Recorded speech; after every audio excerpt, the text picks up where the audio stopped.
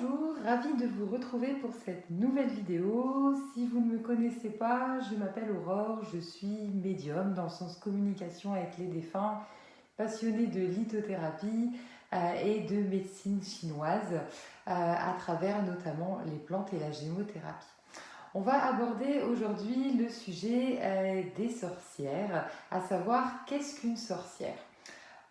En ce moment, on entend énormément parler des sorcières, mais à plusieurs niveaux, sur plusieurs sujets, et reviennent souvent plusieurs problématiques, à savoir faut-il en avoir peur, quelles sont exactement les actions de ces personnes. Donc, ça me semblait important de pouvoir en discuter avec vous. Qu'est-ce qu'une sorcière? Si on revient vraiment à l'Antiquité, si on revient vraiment à la fonction première, des sorcières qui ne se sont jamais appelées elles-mêmes ainsi, on est sur des femmes guérisseuses. Quand on parle de femmes guérisseuses, on est sur une médecine comme on la connaît aujourd'hui qui n'existe pas. Et on est sur des femmes, quasi uniquement des femmes qui cherchent à améliorer le quotidien par rapport à certains symptômes, certaines maladies qui existaient déjà. Et principalement les femmes par rapport notamment à notre cycle naturel, on peut avoir plusieurs perturbations. Donc ce sont bien les femmes en premier qui ont cherché à pouvoir améliorer, à pouvoir un petit peu contrôler finalement les petites péripéties qu'on pouvait avoir et tenter des choses à travers certes les plantes principalement, mais également à travers les différentes phases de la nature, à travers les saisons, à travers les lunaisons et à travers les différents cycles finalement auxquels nous sommes attachés et que les femmes, c'est vrai, ressentent beaucoup plus en fait que les hommes à nouveau par rapport à notre cycle naturel.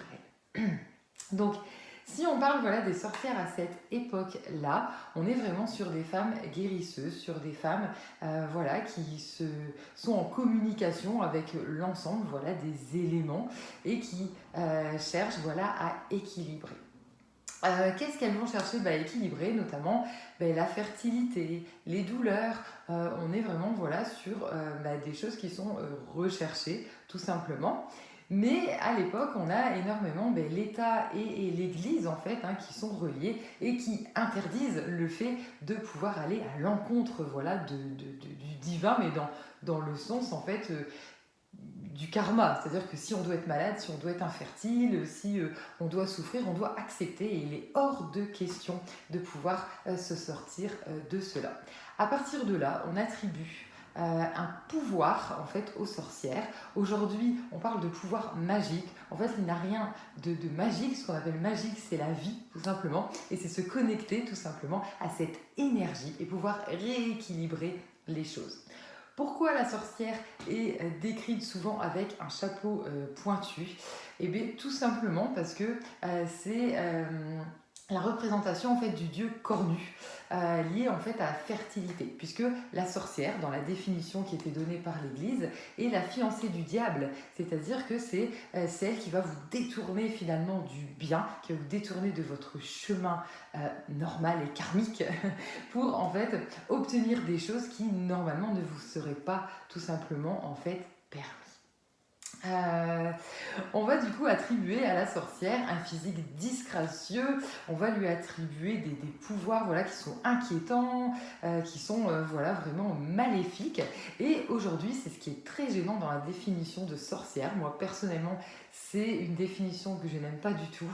Alors quand on parle de sorcière ancestrale et historique, ok, mais quand on parle de sorcière moderne, on est beaucoup plus dans des choses beaucoup moins sympathiques, où on parle de magie noire, d'envoi en fait négatif vers des personnes, des incantations qui sont faites, alors que la sorcière originelle, on n'était pas du tout en fait là-dedans. D'où l'importance, je pense, d'en parler. Alors, qu'est-ce qui a fait qu'au Moyen-Âge, à partir du XVe siècle, il y a eu la chasse aux sorcières et le fait qu'on brûlait les sorcières? est apparue tour à tour la médecine comme on la connaît en fait aujourd'hui. Alors au début on n'avait pas trop d'éléments, on interdisait de disséquer en fait les corps humains, même au niveau des animaux, c'était pas du tout autorisé. Et à partir du XVe siècle, eh bien, l'homme médecine apparaît. Donc quand on dit l'homme médecine, c'est parce qu'il y avait beaucoup plus d'hommes, hein, voilà, les femmes ne travaillant pas encore ou très peu. Important de préciser aussi que quand on parle de sorcière, on parle de fiancée du diable, on parlait de beaucoup de femmes qui cherchaient à être indépendantes, qui n'étaient pas forcément officiellement en couple. Donc quand on dit officiellement, c'est-à-dire qui n'étaient pas forcément mariées, qui n'avaient pas forcément voilà, le souhait d'avoir des enfants, c'est-à-dire qui n'étaient pas dans des schémas en fait, sociétaux qui étaient régulés.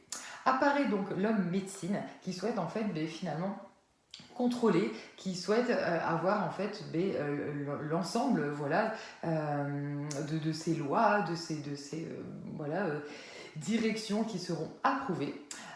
Sauf que la plupart de la population est habituée à ces, entre guillemets, on appelle remèdes de grand-mère, d'accord, avec ce que les sorcières apportent.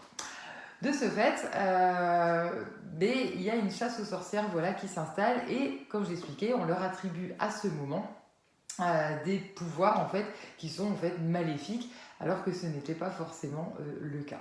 Arrive au XVIIIe siècle, donc c'est assez tard, toutes les machines qui vont permettre de détailler un petit peu, voilà, et on commence à disséquer également hein, le corps humain, donc on va pouvoir commencer à détailler voilà, les organes, à pouvoir comprendre un peu plus tard aussi les organismes, les microbes, on va pouvoir détailler tout ceci et il devient hors de question de travailler avec la nature, de travailler avec principalement les plantes seules. Voilà. Si on reprend le serment d'Hippocrate, qui est utilisé hein, par la médecine, le serment d'Hippocrate, c'est refuser toute possibilité que les maladies, les symptômes soient attachés à quelque chose qui soit naturel, qui soit voilà, lié en fait tout simplement aux émotions. C'est forcément, voilà, c'est karmique, c'est comme ça, il faut faire avec et on ne peut pas se fier au fait de se réguler, de se libérer.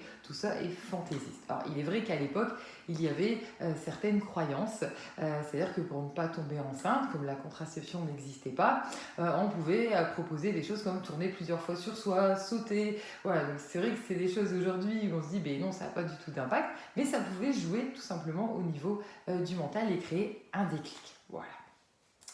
Donc tout ça c'est important en fait de le comprendre puisqu'aujourd'hui on est dans un retour au naturel et beaucoup de personnes en fait s'affirment comme tout simplement sorcières dans le sens de se réattribuer ce fonctionnement par rapport à la lune, par rapport aux saisons, par rapport à la nature, voilà. Et c'est vrai qu'aujourd'hui majoritairement les femmes sont sous contraceptif, ce qui empêche complètement de ressentir en fait ces saisons, ces lunaisons. Voilà, ça devient un petit peu plus compliqué voilà, de pouvoir se connecter et ressentir pleinement cette nature. Voilà. Donc, pour vraiment avoir l'explication entre ce qu'on appelle voilà, la sorcière et quand on parle de sorcière moderne, on est vraiment dans quelque chose qui est tout autre. Hein, quand on entend parler de magie noire, d'envoi, on n'est pas du tout... voilà, c'est la société qui a décidé voilà, de mettre quelque chose de négatif vraiment pour nous empêcher voilà, de vouloir se connecter à ça et que ça paraisse en fait dangereux, ça paraît fantaisiste, alors qu'à la base c'est juste se connecter en fait à la nature, ressentir les animaux et vouloir en fait fêter hein, les solstices voilà, d'été, du printemps, l'hiver, enfin en gros, c'est vraiment de pouvoir se connecter et réharmoniser en fait son corps. Voilà. J'espère vous avoir éclairé ce jour sur les sorcières, sur leur histoire et sur l'évolution de celles-ci et également leur vision et leurs actions dans la vie moderne. Au plaisir pour une prochaine vidéo.